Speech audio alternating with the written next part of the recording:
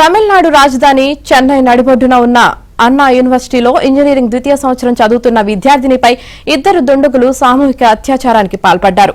ఈ నెల 23న రాత్రి 8 గంటల సమయంలో వర్సిటీ క్యాంపస్ ప్రాంగణంలోని ఓ భవనం వెనుక ఆమె తన స్నేహితుడితో మాట్లాడుతుండగా అక్కడికి వచ్చిన దుండగులు ఈ అఘాయిత్యానికి పాల్పడ్డారు. ముందుగా ఆమె స్నేహితుడిని కొట్టి తరిమేసి ఆమెపై లైంగిక దాడికి తెగబడ్డారు. ఘటనపై మంగళవారం రాత్రి ఆ యువతి స్థానిక పోలీసులకు ఫిర్యాదు చేయడంతో ఈ వ్యవహారం వెలుగు చూసింది. అత్యాచారం అనంతరం తనను నగ్నంగా వీడియో తీసినట్లు ఆ యువతి ఫిర్యాదులో పేర్కొంది.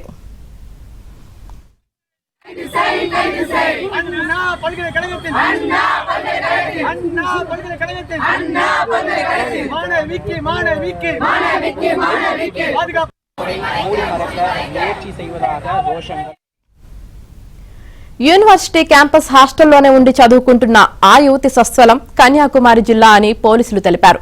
బాధితురాలి ఫిర్యాదు మేరకు దర్యాప్తు ముమ్మరం చేసి సాంకేతిక ఆధారాలతో వర్సిటీకి సమీపంలో ఉన్న కొట్టూరుపురానికి చెందిన జ్ఞానశేఖర్ను అరెస్టు చేశారు.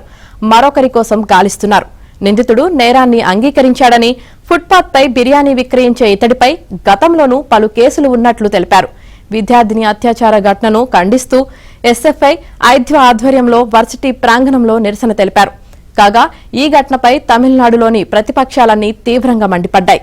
ఈ ఘటన రాష్ట్రానికే సిగ్గుచేటు అని మాజీ ముఖ్యమంత్రి పళనిస్వామి ఆగ్రహం వ్యక్తం చేశారు. ప్రభుత్వ తీరును ఖండించారు. తమిళనాడులో శాంతి భద్రతలు క్షీణించాయనడానికి ఈ సంఘటనే తార్కాణమని బీజేపీ రాష్ట్ర అధ్యక్షుడు అన్నామలై వ్యాఖ్యానించారు.